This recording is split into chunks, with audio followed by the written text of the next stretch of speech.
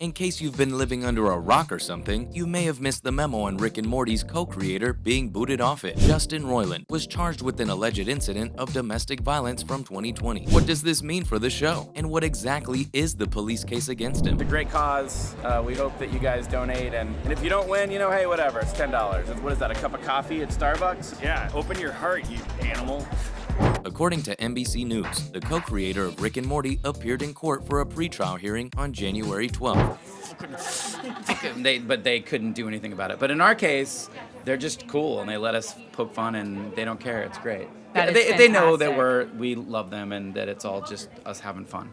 The charges that he's facing are a felony count of false imprisonment by violence, menace, fraud, and/or deceit, and another count of a domestic battery with corporal injury. The man pleaded not guilty to both charges back in 2020 when the case was initially filed. Not gonna lie, this instance has us wondering how people are completely different behind closed doors. As per the complaint, the alleged incident took place way back in January 2020 when COVID initially hit. It was perpetrated against Jane Doe, who was dating Roiland back then. The woman still has not come out to the public. As for the trial, the date hasn't been set yet, but there is another pre-trial taking place on April 27. According to reports, the animator was released in August 2020 on a $50,000 bond and arraigned shortly after in October. Things got even shittier for the man, and rightly so, as the plaintiff filed a protective order, which basically prohibited Roiland from harassing or surveilling the person named.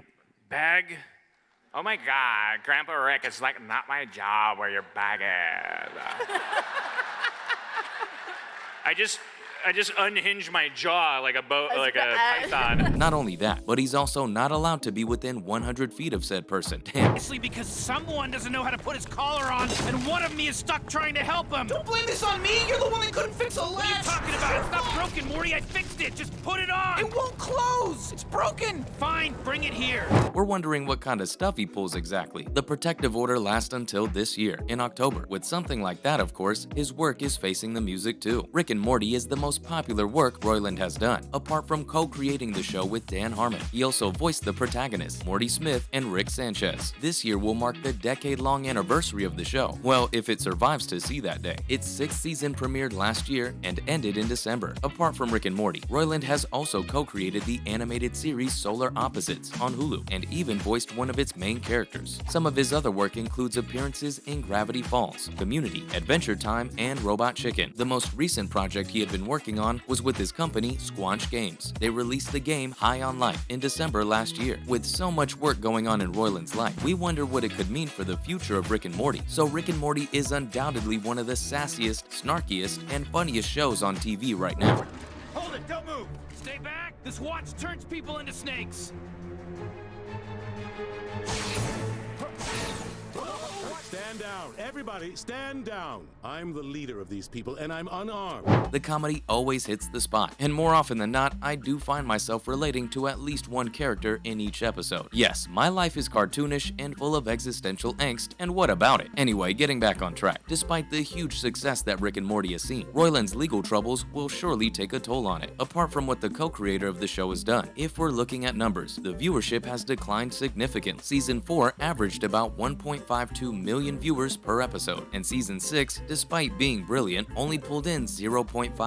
Factoring in the alleged violence case, things don't look too good for the show. According to news sources, Roiland is waiting on trial charges right now. Given the problematic and intense nature of the charges, even if the show is not canceled, viewers would be hesitant to view it. Even if the show does bend morality for its convenience, viewers might not totally be on board to watch something that's created by someone who bends morality in real life. What's interesting is that Roiland's not the only one in hot waters. It appears as if both creators have done weird stuff that's finally coming back to bite them. Co-creator Dan Harmon also came under scrutiny in 2020 when a video from 2009 surfaced. The problematic video features Dan performing lewd sexual acts on a baby doll. Roiland's charges don't really help the creator's case, as this might be the tipping point for the show's fans. Back in 2020, cancel Rick and Morty was trending, as fans demanded to discontinue the show. Harmon has since apologized for the problematic video, by the way, though the show may have survived Harmon's disaster, it still reflects poorly on the creator's lifestyle choices. Admittedly, it has been a few years since the co-creators' incidents took place, but it still puts light to their morality. This, of course, has translated to the fandom as well, and fans are questioning if letting the show continue is enabling that kind of problematic behavior. It has to be considered that some of the characters' actions in Rick and Morty are also very problematic, with a ton of issues left and right. I won't be too surprised if they entirely shelve the show, despite it being renewed for a new season. The entire fiasco will of course slow down production, especially considering how Roiland literally played the main characters. However, there is certainly a possibility of other writers stepping up and taking the job, though we're not quite sure how that would translate into the final product. I guess I expected maybe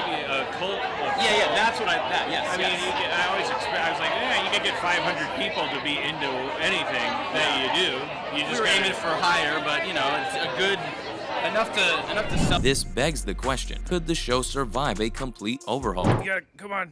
You gotta come with What, me. Rick? What's going on? I got a surprise for It's you, the middle of Morty. the night. What are you talking Come about? on, I got a surprise for you. Come on, hurry up. Gotta go. Ow, Gotta go. ow, Gotta get out ow, of here. you're tugging Come me on, too I got a hard. surprise for you. The show currently has the green light to work on the 7th season. That said, with Roiland out of the equation, will another voice actor be able to fill his shoes? Will it see the same level of success that it previously has? A solution that fans speculate about is the show going through a new phase. Yes, that means a blank slate to start with and with new showrunners. A part of every writer is intimately woven within their work, which might be beneficial for Rick and Morty the show in the long run. With everything new, of course, the series would be intensely impacted, but given the antics of the current showrunners, A little help, guy, but a little help.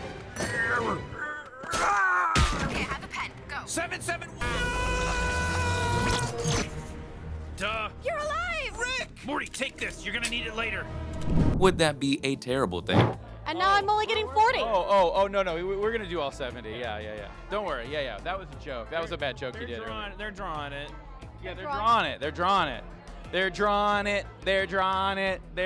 While the crew may have gotten the go-ahead for now, if they found Roiland guilty, there's no telling how badly it would affect the show. In 2018, it was agreed that Rick and Morty had to make an additional 70 episodes. While that contract has not been fulfilled yet, despite the 7th season being renewed, it might not hold up. The timing of all of this happening is kind of karmic justice though. Despite the declining online viewership, the series is currently at peak success. The show is on Netflix, has a solid fan base, and even has a large collection of merch too. Not only that, the franchise is even starting similar shows, so it would be safe to say that it has a lot to lose. Roiland has also been dropped from his show Solar Opposites, but if the show is cancelled or not is yet to be known. Before these issues were brought to light, I expected Rick and Morty to rise to the legendary level of other adult animated shows, such as Family Guy, Futurama, and even The Simpsons. Previously, Roiland has also spoken about making a new season of Rick and Morty as long as he lives, but now that certainly will not be possible, not with him on board at least. And on that note, we'll take our leave. Let us know in the comments if you think the show will live past the 7th season. Honestly, as much as I love it, I won't be holding my breath on it. You and I will probably have to get our gory sci-fi animated fix elsewhere. Thanks for watching, and we'll see you next time.